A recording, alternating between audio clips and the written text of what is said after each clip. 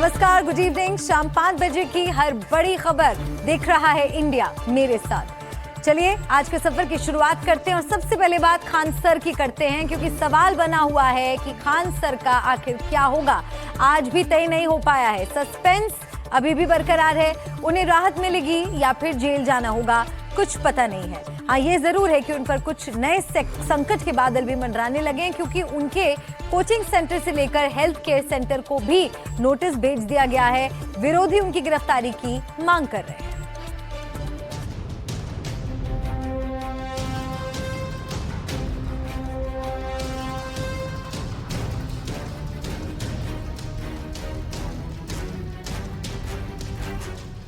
Khan sir, जिनके नाम में लाखों छात्रों का सम्मान झलकता है, उनके सम्मान और उनके कोचिंग साम्राज्य पर संकट के सबसे गहरे बादल मंडरा रहे हैं। खान सर को बेल मिलेगी या जेल, इस पर सस्पेंस आज भी गहरा बना हुआ है। इन्हीं सवालों के साथ खान सर के वकील उनकी अग्रिम जमानत के लिए पटना कोर्ट पहुंचे थे। वकील साहब ने कहा कि पुलिस ने बेवजह संगीन धाराएं लगाई। उन पर जो धाराएं लगाई गई हैं वो काफी संगीन धाराएं हैं। पुलिस ने जानबूझकर दूसरे पक्ष को यानी कि ज्ञान बिंदु कोचिंग सेंटर को संतुष्ट करने के लिए उन पर गंभीर धाराएं लगाई हैं। इस मामले में कल कोर्ट में सुनवाई होगी, तभी ये तय हो पाएगा कि खान सर बाहर रहते हैं या फिर उन्हें भी सलाखों के पीछे जाना पड़ता है।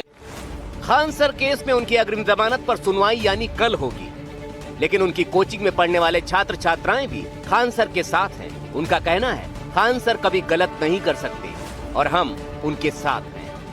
हम खान सर से एग्री हैं एकदम। हम यही कहना, मतलब खान सर के सपोर्ट में ही हम लोग खड़े हैं। खान सर का ही सपोर्ट करेंगे और मरते दम तक करेंगे। हम भी यहाँ पढ़ते हैं और खान सर का जो पढ़ाने का जो तरीका है बहुत ही लाजवाब है। ऐसा पढ़ाते हैं जैसा लगता है कि उनके सामने जो घटना घटा है, जैसे लगता है कि कोई सामने वो घटना घटा। पढ़ाने का उस अंदाज के लिए हम लोग सर के पास आते हैं और बोरिंग फील नहीं होता है सर पढ़ाते हैं तो। सत्य परेशान हो सकते हैं लेकिन पराजित नहीं है। खान सर को कहना सही है, खान सर कभी गलत नहीं हो सकते। तो क्या कहेंगी? खान सर ने कहा कि उन पर जो धाराएं लगी हैं बेवजह संगीन धाराएं लगाई गई हैं, क्या मानते हैं आप? गलत है वो ना, खान सर ऐसा कर ही नहीं सकते हैं, गलत है एकदम। दूसरी तरफ ज्ञान बिंदु कोचिंग के डायरेक्टर रोशन आनंद जेल में है। उनके समर्थकों का कहना है कि अगर खान सर की गिरफ्तारी नहीं हुई तो बड़ा धरना प्रदर्शन होगा। जैसे रोशन आनंद को जेल दिया गया, उस तरह से तो खान सर को भी जेल जाना चाहिए, क्योंकि बिना मतलब का रोशन आनंद सर जेल में है। ना ही कोई किया है, नहीं कुछ किया है।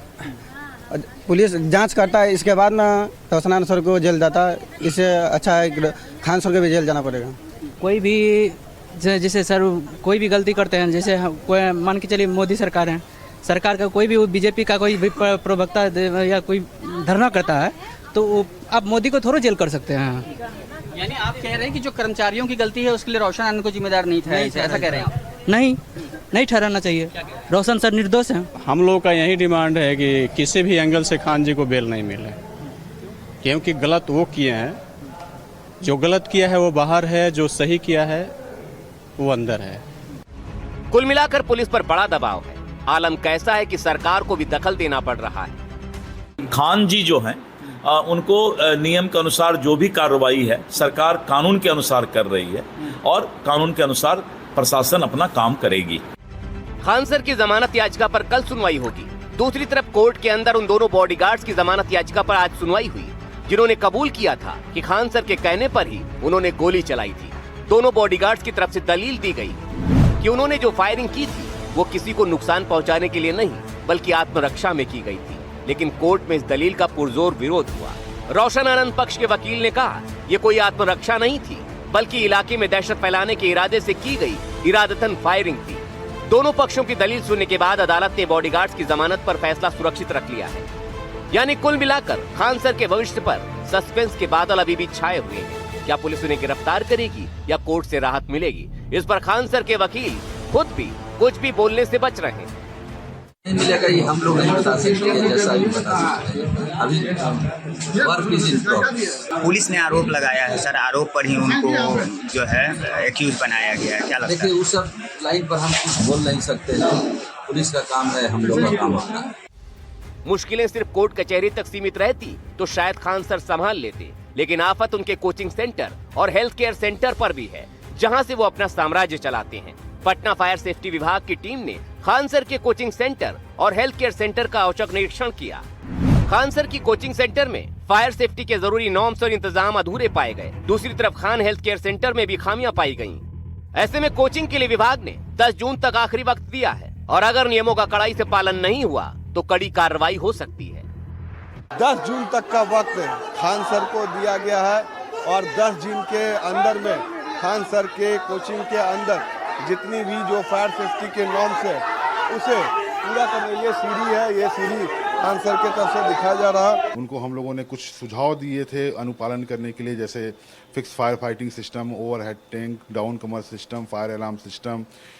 इन सारे सुझावों का अनुपालन अभी तक उनके द्वारा नहीं किया गया है। नोटिस निर्गत किया है कि इन सभी का सुझाव, हमारे द्वारा दिए गए सुझाव का अगले 1 हफ्ते से 10 दिन के अंदर समाधान कर लें, अन्यथा जो भी विधि सम्मत कार्रवाई है वो कार्रवाई हम लोग करेंगे। इसमें जो मिनिमम फायर फाइटिंग सिस्टम होता है, जैसे कि भूमिगत जल tank, hydrant system, wet riser system, automatic detection and sprinkler system, इन सारी की व्यवस्था नहीं पाई गई है। और सीढ़ी भी आपातकालीन निकास हेतु सीढ़ी की वहाँ व्यवस्था नहीं की गई है। तो इसके लिए उनको हम लोगों ने खान हॉस्पिटल को 15 दिन का समय दिया है, इन सारे सुझावों का अनुपालन कर लें, अन्यथा जो भी हमारे यहाँ विधि सम्मत कार्रवाई है, कारण पीछा करते हुए भवन खाली कराना और सील कराना, वो सारी कार्रवाई की जाएगी। सवाल है कि लाखों छात्रों के भविष्य को संवारने का दावा करने वाले खान सर क्या खुद को इस कानूनी चक्रव्यूह से बाहर निकाल पाएंगे? क्या वो जेल जाएंगे या फिर उन्हें बेल मिल पाएगी? दूसरी तरफ इस पूरे खेल में खान सर और ज्ञान बिंदु कोचिंग के तमाम छात्रों की पढ़ाई भी प्रभावित हो रही है। इनके नुकसान की भरपाई भला कौन करेगा, ये भी बड़ा सवाल है। पटना से सोमू आनंद के साथ ब्यूरो रिपोर्ट, NDTV इंडिया।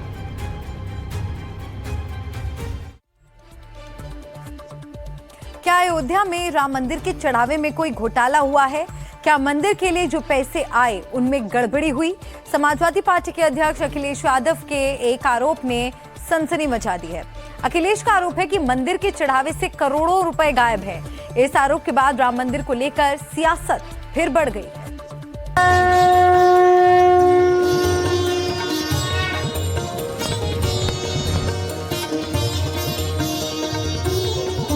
करोड़ों हिंदुओं की आस्था का केंद्र, सनातन का केंद्र।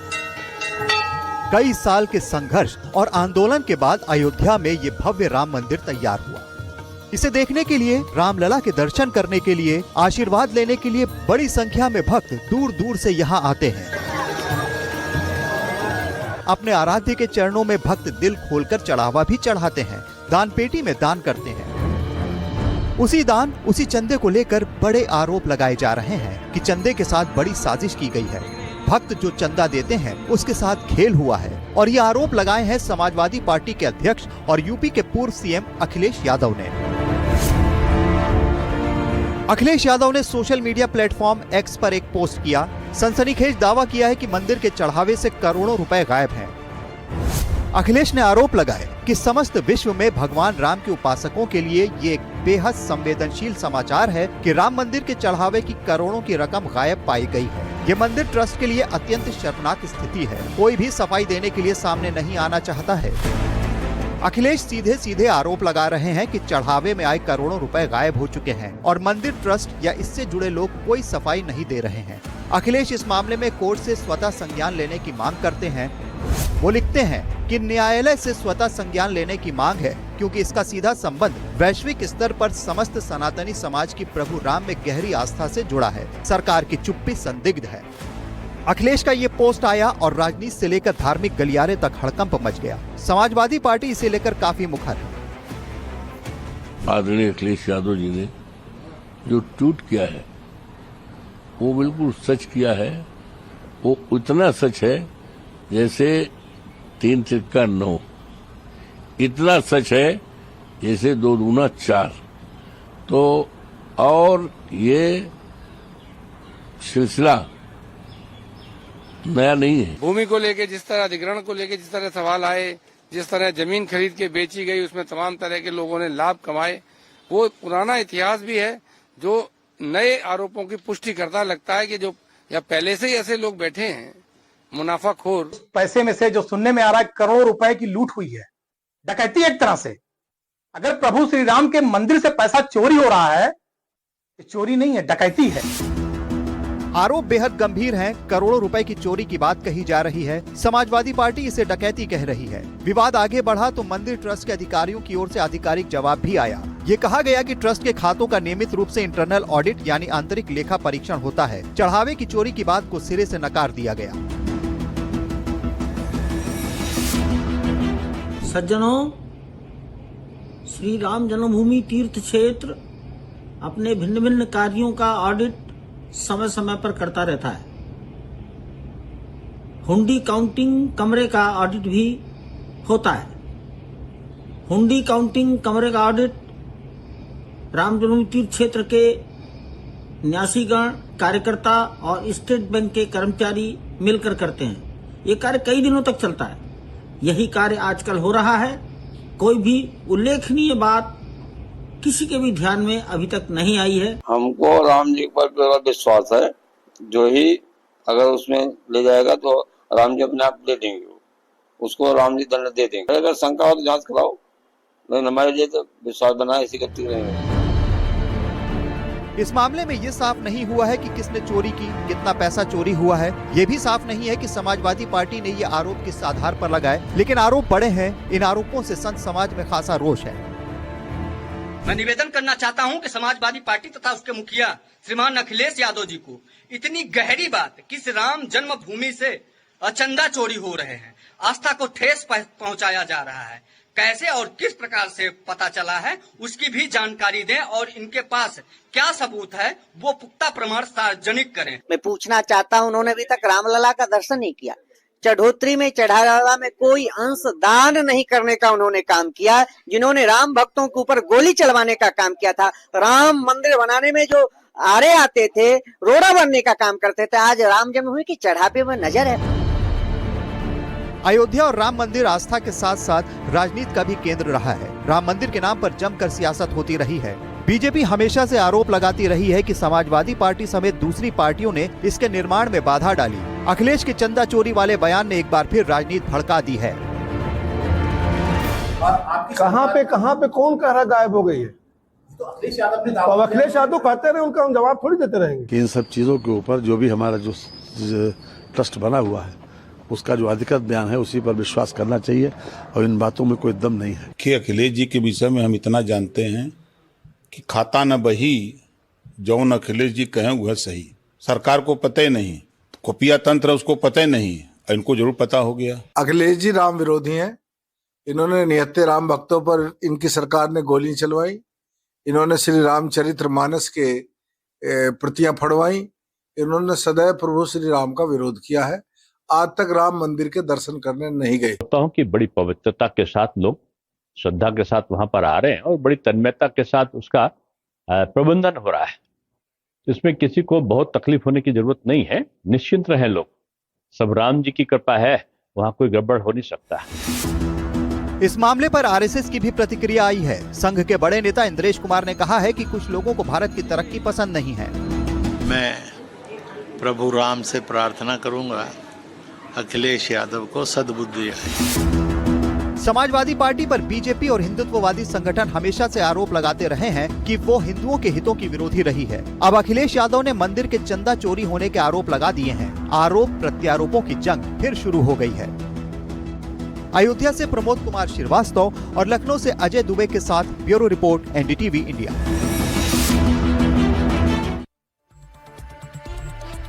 पश्चिम बंगाल से अभी की बड़ी खबर आपको बता दें, टीएमसी सांसद और पार्टी के महासचिव अभिषेक बैनर्जी के घर पहुंची सीआईडी। फर्जी हस्ताक्षर से जुड़ा है ये मामला। तीसरा समन देने पहुंची है सीआईडी की टीम। आज पेश होने के लिए कहा गया था अभिषेक बैनर्जी को, लेकिन और समय अभिषेक बैनर्जी की तरफ से मांगा गया था, लेकिन अभिषेक बैनर्जी के घर सीआईडी पहुंच गई। टीएमसी सांसद और पार्टी के महासचिव अभिषेक बैनर्जी के घर पहुंची सीआईडी। फर्जी हस्ताक्षर से जुड़ा ये पूरा मामला है। तीसरा समन देने के लिए सीआईडी की टीम पहुंची है। तो 1 जून को सीआईडी ऑफिस में पेश ना होने के बाद पश्चिम बंगाल की पूर्व मुख्यमंत्री ममता बनर्जी के भतीजे अभिषेक बैनर्जी को सीआईडी ने एक नया नोटिस भेजकर सोमवार दोपहर तक पेश होने को कहा था।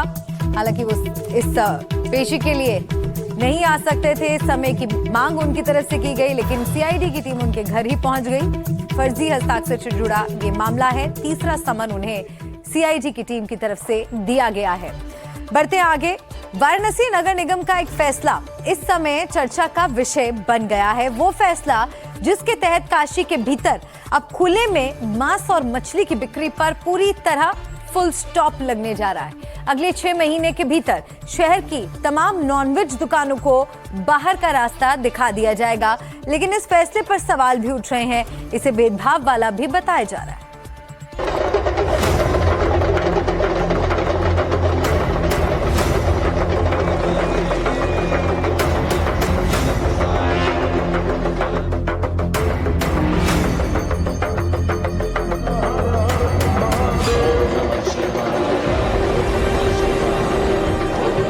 आदि अनंत की साक्षी, शिव के साक्षात वास की साक्षी, अनंत अद्वितीय विहंगम काशी, हर दिन लाखों भक्तों को आह्लादित करते काशी। उसी काशी, उसी वाराणसी में एक ऐसा फैसला हुआ है जिसे काशी की तस्वीर बदलने वाला फैसला कहा जा रहा है। फैसला कि काशी नगर निगम में नो नॉनवेज। नगर निगम की सीमा में मांस मछली की दुकानें अब नहीं होंगी। मांस मछली की दुकानें शहर से बाहर शिफ्ट होंगी। काशी की गलियों बाजारों में नॉनवेज बिक्री नहीं हो पाएगी। 6 महीने के भीतर शहर से हर दुकान हटेगी। यानी ये जो दुकानें आपको दिख रही हैं मीट मछली की, ये अब यहाँ नहीं रह जाएंगी, इन्हें हटा दिया जाएगा। मीट, मांस और मछली की दुकानें शहर के बाहर 5 स्थानों पे हम लोग स्थापित करने जा रहे हैं। जितने दुकानदार हैं उतना दुकान हम बना के देने जा रहे हैं। बकासी एक सांस्कृतिक शहर है और धार्मिक नगरी है। 1.5 से 2 लाख पर्यटक प्रत्येक दिन आते हैं और मुझे लगता है कि मीट, मांस और मछली की दुकानें शहर के बाहर होनी चाहिए और ये अंदर 6 महीना के अंदर इसकी पूरी हम लोग बाहर करने की कोशिश करेंगे। इसके पहले काशी विश्वनाथ धाम के आसपास पहले से ही 2 किलोमीटर के दायरे में नॉनवेज की बिक्री पर रोक थी, लेकिन अब प्रशासन ने इस दायरे को पूरे शहर तक बढ़ाने का फैसला किया है। यानी अब ये सभी दुकानें शहर के बाहर शिफ्ट कर दी जाएंगी, जहां नए और व्यवस्थित मार्केट तैयार किए जा रहे हैं। इस फैसले को काशी की पहचान और संस्कृति और स्वच्छता से जोड़ा जा रहा है।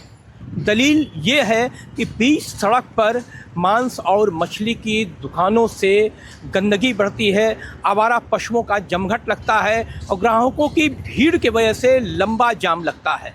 अब ये दावा किया जा रहा है कि मीट मांस की दुकानों को शहर से बाहर करने से गंदगी और जाम दोनों से ही निजात मिल जाएगी। अब सवाल ये उठता है कि शहर में दुकानें बंद होंगी तो आखिर जाएंगी कहां?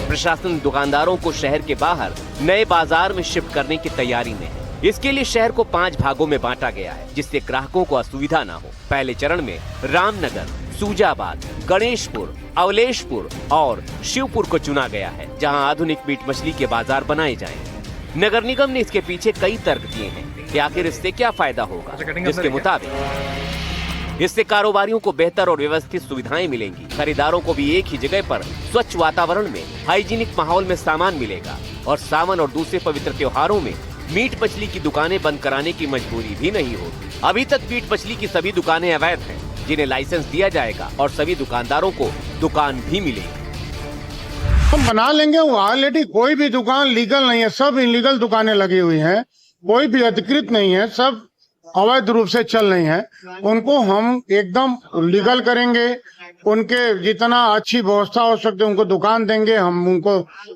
बिजली देंगे, उनको जितनी गंदगी कहीं ना रहे इसकी भी हम लोग व्यवस्था करेंगे। शहर के 5 भागों में, शहर को 5 भागों में बांट के हम लोग मीट मछली और मुर्गा की दुकानें हम लोग बाहर करने जा रहे हैं। मेयर साहब इसे सुविधाजनक फैसला बता रहे हैं, लेकिन खुद दुकानदार इससे सहमत नहीं दिख रहे। काफी परेशानी होगी जब आदमी चला जाएगा, अगर बनास के बाहर जाएगा वो जीटी रोड पे जाएगा तो जीटी रोड में कस्टमर भी नहीं जा पाएंगे। आए दिन कोई न कोई दुर्घटना होता रहेगा। फैसले का विरोध करेंगे आप? नहीं, विरोध क्या करेंगे, हम लोग अर्जी लगाएंगे, निवेदन करेंगे। सबको परेशानी होगी, जितने भी यहाँ पे सप्लायर है, जितने भी शॉप्स वाले ओनर है, सबको परेशानी होगी। लेकिन हो सकता है कि कोई ना कोई उसकी सुविधा निकले। सरकार से बात करने पे, बीडीए से बात करने, जो हम लोग को यहाँ पे आमंत्रण किए नगर निगम, उनसे बात करने पे कुछ ना कुछ उसका सॉल्यूशन निकाल सकते हो लोग। वहीं लखनऊ से लेकर वाराणसी तक इस फैसले पर बयानों के तीर भी शुरू हो गए हैं। शिया धर्मगुरु मौलाना सैफ अब्बास ने इस फैसले को सीधे तौर पर भेदभाव से प्रेरित बता दिया है। यहाँ मुसलमान के हैं, समझ गए, जो बड़े आस्थाने और सब हैं, वहां पर भी जो शराब की दुकान, मीट की दुकान है भाई, एक नहीं है, मैं कहता हूँ मीट की दुकान भी बंद हो, शराब की दुकान भी बंद हो, भांग की दुकान भी बंद हो। जितने भी गलत काम की अड्डे हैं वो इन ऐसे पवित्र जगहें, चाहे मुस्लिम समाज की वो पवित्र जगह हो या हिंदू समाज की हो, सबको शहर से बाहर कर देना। वाराणसी में मांस मछली को बाहर करने के फरमान के बाद अब बीजेपी और हिंदू धर्म के नेता भी यूपी के दूसरे धार्मिक स्थलों पर भी इसी नियम के तहत मांस मछली के साथ साथ शराब को भी बैन करने की मांग कर रहे हैं। चाहे वो हरिद्वार हो, चाहे मथुरा हो या काशी हो या अयोध्या हो, शराब भी बंद हो और मांस भी बंद हो। वहां पर बाहर करो आप, लेकिन मंदिर के आसपास या मंदिर के उस कम से कम 5-10 किलोमीटर पे तो नहीं होना चाहिए। अयोध्या, मथुरा, काशी, आपके चित्रकूट, आपका नैमिष, ऐसे तमाम जो धार्मिक स्थल है, इस सभी जगह इस पर रोक लगनी चाहिए। सवाल ये उठता है, क्या वाराणसी का ये फॉर्मूला आने वाले दिनों में अयोध्या, मथुरा और मिर्जापुर में भी लागू होगा? क्योंकि चर्चा और मांग तो शुरू हो गई। लखनऊ से अजय दुबे और वाराणसी से पीयूष आचार्य के साथ ब्यूरो रिपोर्ट, एनडीटीवी इंडिया। इस मामले पर हमने अलग अलग शहरों में लोगों की राय जानने की कोशिश की, उनसे पूछा कि जो कुछ हो रहा है वो सही है या फिर गलत। सुनिए लोगों ने क्या कहा। तब यहाँ सही है, हम लोग की बस्ती में है तो यहाँ ठीक है, बाहर का करे जाएंगे। अरे हम क्या करना चाहेंगे, मिलेगा तो खाएंगे, नहीं मिलेगा तो नहीं खाएंगे, मर तो नहीं जाएंगे, जो मिलेगा वो खाएंगे। लेकिन ये गलत हुकूमत कर रही है, ऐसा तो इसको नहीं करना चाहिए था। हम इसके वास्ते लड़ाई लड़ेंगे। दूर रहेगा तो आदमी कैसे जाएगा लेने, उसके लिए साधन भी होना चाहिए ना। आदमी जा रहा है, आ रहा है, यहाँ बगल में तो मिल जा रहा है, ले रहा है आदमी। अब दूर जाने के लिए आना जाना दिक्कत है। अब ये नगर निगम बताएगा कि हमको क्या खाना है क्या नहीं खाना है, उनके हिसाब से चलना पड़ेगा। अरे जो चीज़ जैसे चल रहा है चलने दो। आपको दिक्कत है, समय बना दो कि 5 घंटा 6 घंटा बिकेगा, 6 घंटा, वही उसी हिसाब से आदमी चलेगा। ये गरीबों के साथ अन्याय है, गरीबों के साथ, गरीबों के रोजी रोजगार इससे जुड़े हुए हैं। 2 जून की रोटियां उनसे वो पड़ते हैं, लोगों को महंगा मिलेगा। जो इसके सेवन करने वाले लोग हैं उनके ऊपर मार पड़ेगी, और ये गरीबों को उजाड़ने की योजना है। और इसी के साथ देख रहा है इंडिया में एक ब्रेक के लिए रुक रहे हैं, लौटेंगे कुछ और खबरों के साथ, फौरन बने रहिए।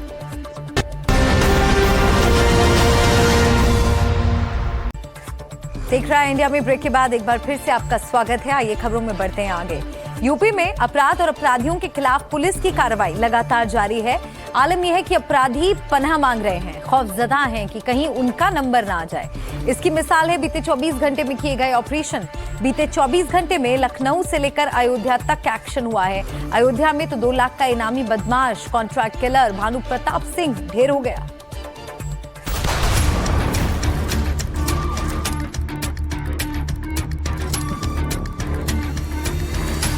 ये यूपी में बदमाशों के खिलाफ सबसे बड़ा ट्रेलर है। ये ट्रेलर है कि सुधर जाओ वरना मिट जाओ। और उसी ट्रेलर का भय दिखाने के लिए योगी फोर्स ताबड़तोड़ एनकाउंटर कर रही है। पिछले 24 घंटे में राजधानी लखनऊ समेत 6 जिलों में एनकाउंटर हुए हैं। तस्वीरों में दिख रहे इस शख्स का नाम है भानु प्रताप सिंह उर्फ बबलू। ये पूर्वांचल का कुख्यात शार्प शूटर और कॉन्ट्रैक्ट किलर था। रविवार को देर रात अयोध्या में स्पेशल टास्क फोर्स ने इसका एनकाउंटर कर दिया। महाराजगंज थाना क्षेत्र में ये मुठभेड़ हुई। भानु गंभीर रूप से घायल हो गया। उसे मेडिकल कॉलेज लाया गया, जहां डॉक्टरों ने उसे मृत घोषित कर दिया।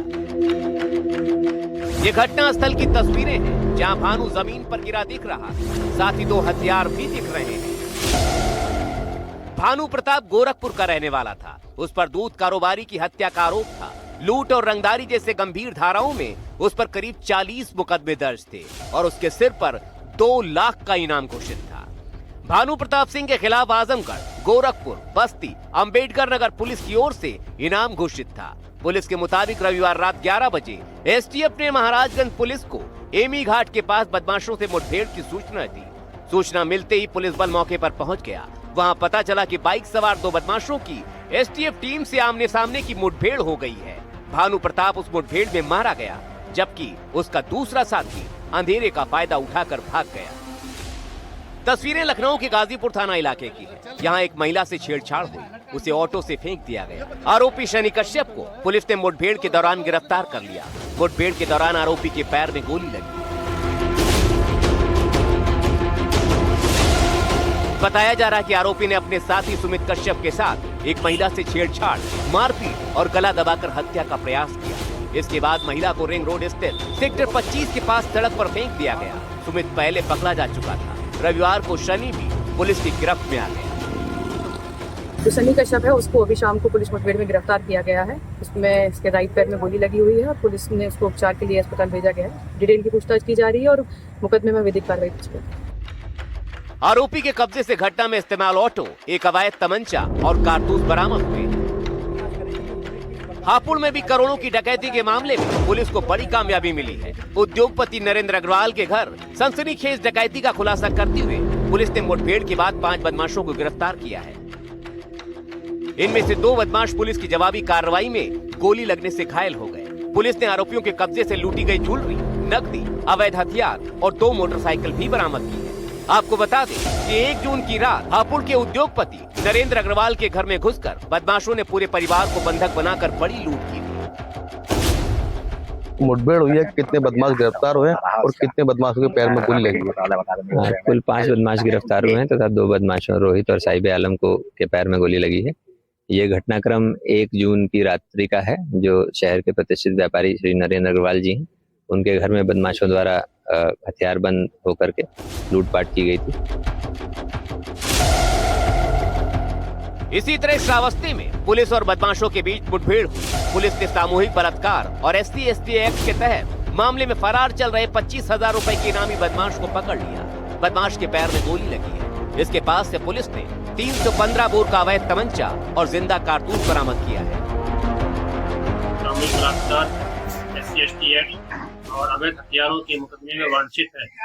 तभी एक व्यक्ति TVS मोटरसाइकिल पर आता हुआ दिखाई दिया, जिसे रोकने का प्रयास किया गया तो उस व्यक्ति ने पुलिस पर फायर कर दिया। आत्मरक्षा में पुलिस द्वारा फायर किया गया, जिससे उसके पैर में एक गोली लग गई और वह मौके पर गिर पड़ा।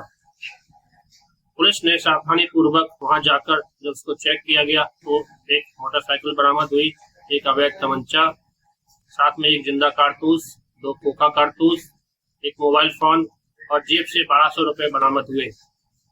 घायल व्यक्ति ननके को निकट के CSC सोनवा में भेजा गया इलाज के लिए।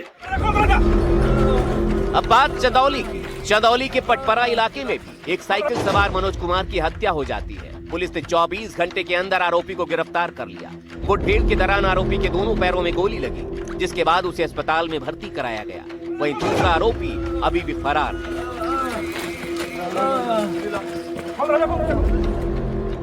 बुलंदशहर में भी एनकाउंटर में एक अपराधी को गिरफ्तार किया गया। पिछले 24 घंटे में 6 शहरों में एनकाउंटर हुए। एक अपराधी ढेर हो गया, 9 बदमाश गिरफ्तार हुए। ये साफ संदेश है कि यूपी में बदमाशों की अब खैर नहीं है। अयोध्या से प्रमोद कुमार श्रीवास्तव, हापुड़ से मोहम्मद अदनान, श्रावस्ती से अम्मार रिजवी, चंदौली से संतोष कुमार जायसवाल और लखनऊ से विवेक के साथ ब्यूरो रिपोर्ट, NDTV इंडिया। अवैध निर्माण के खिलाफ देश के अलग अलग हिस्सों में बड़ी कार्रवाई हो रही है। यूपी में तो लगातार तस्वीरें आ रही हैं। सोमवार को राजस्थान से लेकर गुजरात तक बुलडोजर गर्जा। जयपुर में इस कार्रवाई के दौरान पूरा इलाका छावनी में तब्दील हो गया।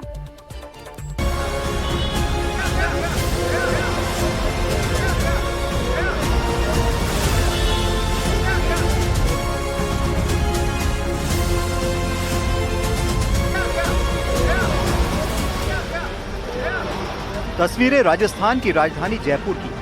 यहां अतिक्रमण के खिलाफ बुलडोजर एक्शन की गूंज सुनाई दी। जयपुर विकास प्राधिकरण ने जगतपुरा इलाके में सरकारी जमीन पर कब्जा कर बनाई गई नूरानी मस्जिद को गिरा दिया।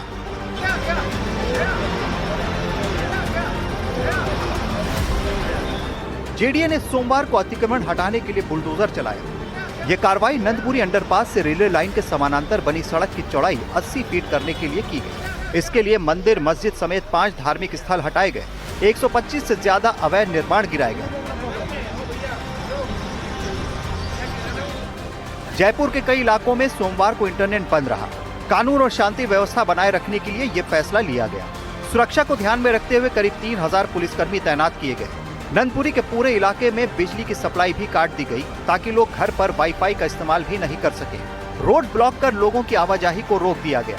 ड्रोन कैमरे से निगरानी रखी गई। छतों पर चढ़े लोगों को पुलिस ने माइक से अनाउंस करके नीचे उतारा। फोटो और वीडियो नहीं बनाने की भी अपील की गई। जयपुर विकास प्राधिकरण के द्वारा सड़क को चौड़ीकरण करने के लिए जो है यहाँ पर कार्रवाई की जा रही है और कार्रवाई से पहले जो है आसपास के इलाके में बीएनएस की धारा 163 है वो लागू की गई है। अगर अभी की बात की जाए तो यहाँ पर आप देख सकते हैं तस्वीरों के अंदर कि जो स्टाफ है एसटीएफ का और जो कह सकते हैं कि राजस्थान पुलिस के जवान हैं उनको यहाँ पर तैनात किया गया है। और इसके साथ ही आप देखेंगे तस्वीरों के अंदर कि तमाम जो पुलिस फोर्स हैं वो यहाँ पर आई हुई है। इसके अलावा आप ये जो बैरिकेड देख रहे हैं इस बैरिकेड के आगे जो है किसी को भी जाने की इजाज़त नहीं है और इस एरिया को जो है कह सकते हैं कि छावनी में तब्दील कर दिया गया है। और साथ ही अगर आप देखेंगे यहाँ पर जो इसका जो सीधा सीधा फायदा है वो 50 के करीब जो कॉलोनियाँ रहती है उनको सीधा सीधा फायदा मिलेगा। और प्रशासन का दावा है कि सड़क के चौड़ा होने से 50 से ज्यादा कॉलोनियों का फायदा होगा। नंदपुरी से जगतपुरा तक बेहतर कनेक्टिविटी मिलेगी।